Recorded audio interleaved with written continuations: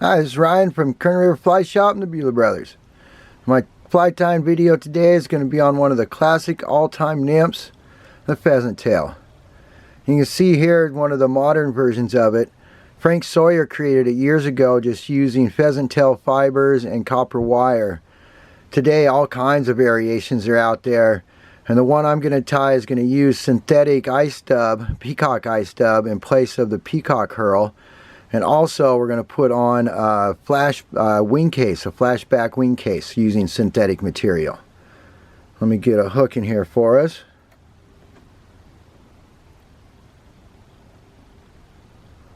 And the hooks on all my nymphs I like to use have a curved shape to them. Kind of replicates the naturals more out there. And also I like to use 2x strong hooks. Here you can see we have a gold bead and some non-lead wire on there. Helps give it a little weight to get down. Also, that tungsten bead gives a little flash and is an attractor. That's one of the modern variations that are out there, is adding the weight and the bead. To start with, we're going to wrap back to where our tail is going to be tied in. Gives a nice thread base. Wrap back up. For a lot of my nymphs also I like to stick to the proportions of 60-40. 60 for the abdomen, 40% for the thorax. It's not a rule you have to stand by, but that's just a general guide that I use.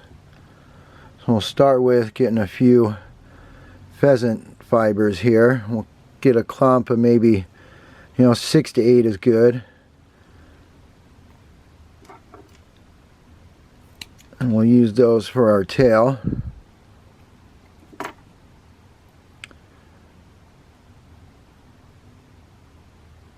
And for my tail, I like to stick with, for a lot of the tails on nymph, 50% of the hook shank.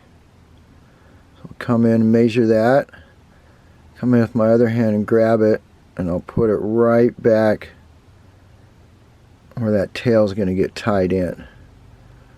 I'll do a little lasso loop on those fibers up top there, and as you start wrapping back, all those fibers will go right on top, really nice.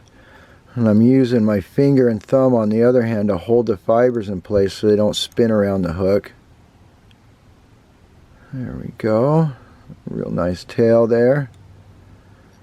Wrap back up and we'll trim off all these excess fibers.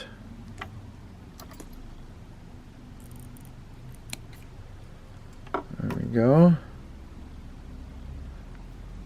Next thing we're going to add is a little copper wire. This happens to be small. I'll tie that in and wrap back to the tail. I tie it in on the side of the hook. You can tie it in up top. It doesn't matter. There we go. And we're going to leave our thread right there because that's where we're going to tie in our next material. And that happens to be some more of the pheasant tail. When you're buying your pheasant tail, look for ones that are really long fibers. This is a good 2, maybe 2.5, 2.25 inches long. It gives you a lot more to work with, so you can grab it, control it better. Short fiber just gives you less room to work with. It still works, but it's not as easy. So clip off maybe 4 or 5 more fibers. And we're going to use that for our body. I'll come in here.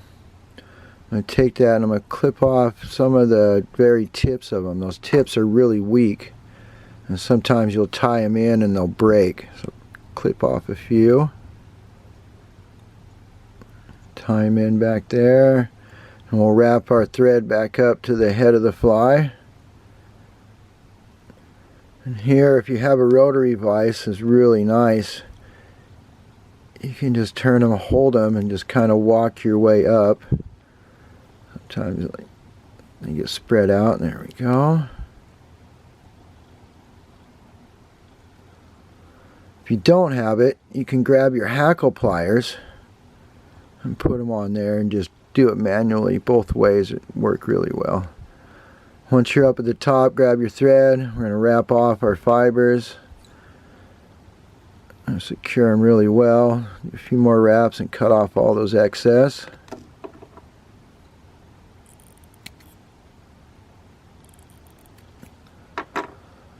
And we're going to take our wire and wrap it counterclockwise in spiral wraps. Make sure you try and get really nice even spacing between them. It's a little bit of a tractor, the flash, but it's mainly for securing those peacock or the pheasant tail fibers. They can get weak at times and you don't want it unraveling after your first fish. So use that wire in there, give it a little more strength. And remember, your wire will really tear up your scissors. So if you can, just spin it off. If not, get a pair of scissors that are dedicated just to your wire. We'll get a nice thread base, make our 40% of our hook shank there really defined. There we go. So we have our abdomen finished. Because this one's going to be a flashback variety, we're going to get some flash material. There's all kinds of flash material you can use out there. This happens to be pearl flashaboo. I like the single strands. You get a bunch of them together. Don't worry about placing them perfect. Just get a few loose wraps and pull them right down into place. And then you can tie them off real nice on top of the hook. I feel those individual fibers, when they finally get on top, they're sitting all different angles, and they'll give flashing to all different angles more than a single strand or a single sheet material will for your flashback.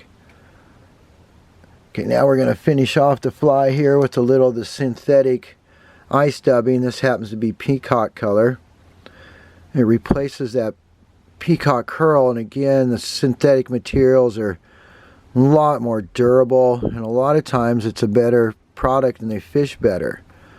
I hardly ever use peacock curl anymore. I use the ice dub peacock a lot more on everything from the PTs to my Royal Caddis, Royal Stimmies. So try it. It's a really nice product. And here's where you can get a little personal variation involved. You can have a nice fat thorax, or you can have a thin thorax depending on what kind of bug you want to imitate and what's in the water. If there's really small mayflies, you can go really thin, and otherwise you can do a nice fat thorax, which this is. And I'll do a few wraps of that thread through the thorax. It helps give it a little more durability. And I'll grab all those errant fibers, pull back, and start getting a few securing wraps in there. There we go. And the great thing about the synthetics, you can just cut them or pull them out of the way if there's any fibers hanging off. And now we'll take our flash material and pull it right up over the top and secure it down with a few more wraps of your thread. And the last one, make sure you secure it down really tight. So you're not tight enough, you're going to break your thread, but make sure it's secure. And cut off all those remaining flashaboo. There we go. And then we'll do a few more wraps to get all that material covered up and secure.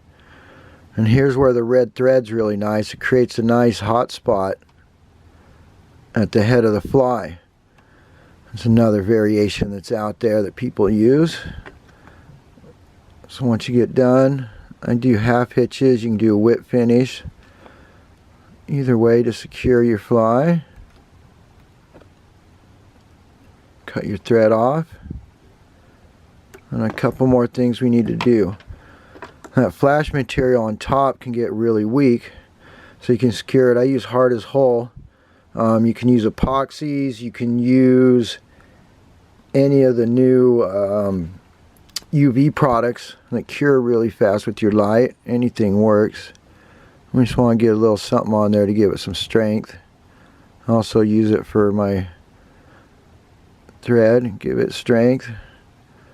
You want a really durable fly. You don't want to be out there catching fish and have it fall apart on you.